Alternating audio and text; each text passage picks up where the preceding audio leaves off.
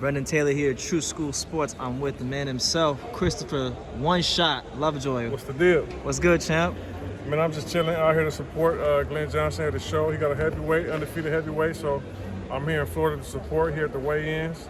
I'll be at the fights tomorrow. I'm taking off tomorrow after the fights. We're gonna get ready. I got my fight week coming up, and that's what we got. Okay. Now, there was a lot of reports about you fighting on the Don King card. You told me otherwise. What's going on with that? We just didn't reach an agreement. You know, we tried. I tried. It didn't come to a head. So, you know, they're going their way. I'm gonna go my way. It is what it is. You know, I'm sure no hard feelings, but I have another fight planned already. Okay. You said that was Mexico, correct? Yeah, I'll be in Mexico. I gotta be there 4 days early because of the quarantine, Corona stuff. So okay, that's why I'm taking off early. All right. Now, Chris, with you, it's like people know you a lot from social media because you market yourself very well. You're well spoken. Right. Doing a great job at that. But they haven't really had a chance to be exposed too much to you in the ring. So for those people out there, how would you describe yourself as a fighter? I'm aggressive. You know, I come forward. You know, I watch my target like a lion watches his food before eating. So you know, but I put a little film out there sometime, a couple highlights, maybe one fight or two, just giving them a little bit, not giving them everything. I give them, you know, what I want them to see. Yeah. So, you know, I'm just grinding, man. That's all. That's all you can do. You know, boxing's it's a very difficult business to make a living in. You know. Yeah. And I think you're doing a good job of marketing yourself. But we got to see one of these step-up fights. So, like, is there a plan for a Christopher Lovejoy step-up fight? Because your record is like, what is it now? It's like 19-0, but in 8 more days, I'll be 20-0 with 20 knockouts. There you go, 100%. Yeah, 100% knockout rate, man. I ain't doing nothing less. I'm not doing no plan. Okay. So, any plans for like a step-up fight, like against like a top 15 or 20 heavyweight? I got a few things lined up. Let me get through this fight. Okay. We'll go one fight at a time. And I'm ready to take the division by storm this spring. Okay. You know, this summer at the latest. You know, I'm putting them on notice. You know, it is what it is. You know what I'm saying? I'm here, so I can't really speak on too much fight news because nothing's really signed, sealed, and delivered yet. Yeah. But I got some potential fights lined up. Okay. You've been in camp. I know you were in camp with like Tyson Fury and a bunch of other guys. What was it like with him in camp, sparring him? Just good experience, man. Mm-hmm. You know, that's really all. It's a good experience. I mean, basically, me coming in the game late, how I came in the game, I didn't get that real experience. I didn't get that amateur experience. So getting to be in there with top 5 and, you know, some of the best guys in the world really helped me, helped my craft, and helped my confidence in everything I'm doing going forward, you know? Yeah. So, yeah, it's a blessing to even be in the same ring as those dudes. Absolutely. Coming from my background, man, who would have thought that I'd have even been there this far, you know? Yeah. I really just came in the game just escape things that I was doing, you know, in life. And here I am, 19-0. I'm maybe one fight away from a world title. When you say things you're doing in life, like what specifically were you doing in life? Well, just bad things. You know, I was heading in the wrong direction. You know, I was gang banging and stuff like that. You know, just in South Central LA, just trying to survive and just trying to find my way. You know what I mean? And it's not too many good things in that area. You know, as far as my background go, it's not too much stuff you can really latch on to. So you got to just do what you got to do to survive. So doing those things, what you got to do to survive, it's like you're risking your life and your freedom. And, you know, doing that stuff 24/7, 365, you only headed 2 places. Dead or in jail. I don't want to go those 2 places yet. So, you know, I'm here, you know, I love the sport of boxing. It saved my life, you know what I'm saying, kept me out of prison and kept me healthy. I lost like 60 pounds since I've been boxing, so I'm very grateful for everything I've done since I've been boxing. So I'm happy to be here. Okay. As far as like, I know you said you use boxing to escape your, you know, your background and whatnot, but like, what's another reason that you started boxing? Are there any other reasons for you boxing besides your background? I just felt that I can compete at the high levels, you know. I saw the guys who were at the top of the game, and I just felt that if I train and I put my mind to it like I put my mind to everything else, I think I could beat them, or at least get close to it. So I think it's worth a try, and it's paying off. Yeah. I'll be there soon. How do you feel? I know a lot of times I've seen like a lot of criticism of you on YouTube and social media. Some people say like you haven't fought anybody. Some people say like, you know, this guy is not. He's fighting in Mexico all these times for a reason. Like, wait, I'm going to Mexico again this weekend.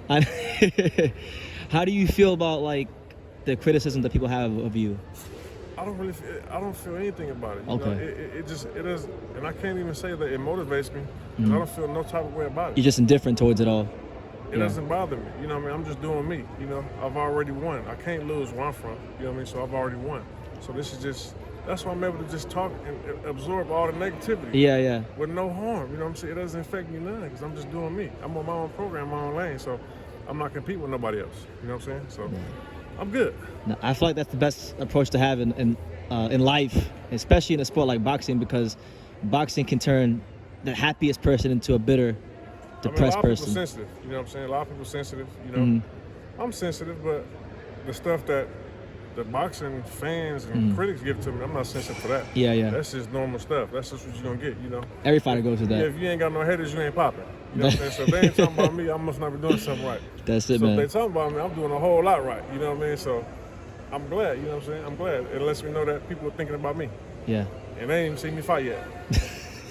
Like for Christopher Lovejoy, what would be your ideal 2021? If you had it your way. Had it my way. Yeah. Go get this W by knockout within 3 rounds next weekend. Come back. Get this release from this contract. Put the heavyweight on notice, man. You know what I'm saying? Get a fight on TV, and it's on. Once I win that fight, it's on. You know, sky's the limit. Yeah. The sky's the limit now. Once they see me, once they really see me on a big stage against a nice opponent with a nice record, and I knock him out, they're like, oh, man, he was serious. I was serious. You think I'm doing all this for? You know what I'm saying? So it ain't my plan, it's God's plan. You know, it's not my timing, it's God's timing. So I'm just grinding, going with the flow. It might be next month, it might be next year, it might be 2 years from now. Yeah. But I'm gonna just keep doing what I gotta do. That's like I've been doing. Is there anything about Christopher Lovejoy, the man or the fighter, that you'd like people to know that maybe they don't know? I'm driven by God. I believe in Jesus. You know what I'm saying? I've seen it all, done it all. I changed my life. I'm doing something positive with my life, and it feels good just to be here with everybody else. And I'm trying to prove to the world that I'm a civilized human being. You know what I'm saying? That's just what I am. I'm trying to be a nice, civilized square. You know what I'm saying? I've done the evil stuff for 30-something years. Yeah, you know what I'm saying? So now I'm here, we on these cameras, and I'm just trying to be a regular person. That's it. Well, you don't gotta be a square to be civilized. You can still be. Well, my term of square is different from the squares. Squares. Okay. Our square is different. Yeah. So you know, we'll get into that later. All right. So that's what I mean by square. Not like a square, like a nerd, like a nerd. Yeah. Type of person. No, it's different. You can be a fly square. Just a square. It's a different terminology. Okay. No, I'm glad you cleared that up. Yeah. Okay, like. How do you feel like, I know it's a long way away, but how do you feel like as you're progressing as a fighter, how do you think you match with like the Anthony Joshua's and Tyson Furies of the world? Right there with them. They got 2 hands like me.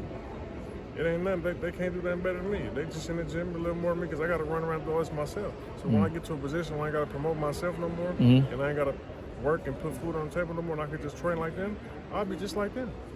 They're not doing nothing special. They're just in the gym eating the right food in the gym 2-3 times a day. Yeah. And if I was in that position, I'd do the same thing. They human like me, but they ain't been through what I've been through, and they're not hitting like me. So at the end of the day, they ain't even seen what I could bring to the table. I ain't even touched close to my peak yet. They maxed out. They ain't getting no faster. They ain't getting no better. They ain't getting no more in shape. They maxed out. What you see is what you get with them. They're done. They coming down. I'm going up. You know what I'm saying? Absolutely. So, you know, they maxed out, man. They know what it all of them know. The whole heavyweight division, the whole world knows what's up with me. It's just a matter of time before I break in there, that's all. Like I said, it might be this week. It might be today. You know, it might be next month. We don't know. But you're ready for all the smoke. I'm ready, man. I want all the smoke, man. Did you have any favorite heavyweights growing up? Like, or like... What? Any favorite heavyweight boxers, like any? Mike Tyson, Foreman, Jermaine Taylor. Jermaine Taylor, okay, he was middleweight. Heavyweights or boxers? Well, yeah, boxers in general, why not? Jermaine Taylor was a good one. Jermaine Taylor was probably my all-time favorite. Yeah? Yeah. Crazy hand speed. Yeah, people always ask about my favorite heavyweight, and I always say Mike Tyson. Jermaine Taylor, Mike Tyson, George Foreman. Okay. Them was my 3. Yeah. So All right. I always liked them. I always watched them. Absolutely. When you leave here in Miami, like, what's the plan? I know you're going to Mexico, but like, are you going from here to Mexico? I'm flying back to LA. Okay. Get all my stuff ready for my fight week. Pack all my stuff. Make sure I got my mouthpiece, my boxing shoes, my trunks, you know, my groin protector, a few changes of clothes, all my vitamins, you know what I'm saying? Everything I need. But once I cross that border, I'm not coming across the border after I get the W. So I'm gonna just be out there for like 4 days, you know what I'm saying? Just get back, go see my daughter, see my family, and I'm on the grind. I'm gone. That's it. That's it, man. You know, you're like one of the hardest working. I would say honestly, like, look, there's a lot of promoters in boxing, but you're doing a great job promoting yourself. Oh, it don't stop. Because sometimes I actually think about your name before some guys that rank in the top 10. I'm like, 'cause I always see you on Instagram. It don't stop, man. You know what I'm saying? And listen. Shout out.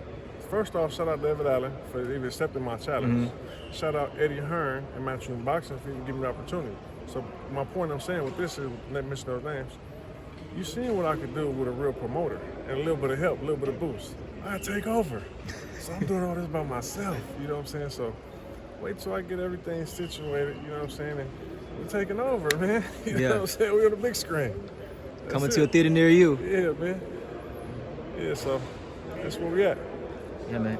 Are there any plans to work with Eddie Hearn in the future? Like, I know. We talk. You know, he's not going to schedule anything with me until I get an official release. Yeah. So that's what I'm working on. I'm going to just stay busy till I get my release, or either my contract expires, whichever one. And we in contact. You know what I'm saying? I hit him last week. What up? Waiting on you. Yeah. That's it. That's all. You know?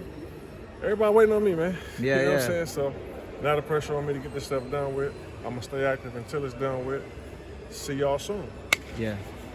You know, it's funny. When the whole stuff came up with David Allen, I didn't even realize you were a Don King fighter. Like, when did you sign with Don King? It was 2018. Okay. So no one knew because I got out my fights by myself. Yeah. I didn't even know it was still even attached to me. I thought it was null and void at that point. That's why I even went out there. You know what I'm saying? You got to read the fine print. Yeah. So but like I said, everything happened for a reason. Yeah. I'm still undefeated. I still got action. I'm still healthy. Not suspended. Not injured. You know, I'm not in jail. You know what I'm saying? And I'm bigger and better. You know what I'm saying? Yeah, it's all in God's timing. No, it's all in God's timing. You know, that's why I'm not really tripping. I'm good. Like I told you, it could be next month, it could be next year. We will get there though, sooner or later. You know what I'm saying? I like that. I feel just more positive after this interview, man. Yeah, man, we good, man. We're not even worried about the negative stuff, man. We're not worried about none of that, man. You can't stop God's plan, man. No weapon formed against me shall prosper. And we on. That's it, that's all. Amen. Well, Chris, any message to the boxing world that you want to get out there before we end the interview? Follow me on Instagram, Christopher Lovejoy. It's a J0Y. I'm on Twitter, Lovejoy Boxing. Support me, because I'm only supporting myself, so I need some supporters. You know what I'm saying? So, know, let's get it. You know what I'm saying? Follow my journey. Let's get it. There you have it. Christopher Lovejoy, one shot. Thank you for talking to True School Sports. Yeah, I put the get him on there. One shot, get him. One shot, get him. Yeah, Thank you for man. talking to True School Sports. One shot, get him. All right, bet.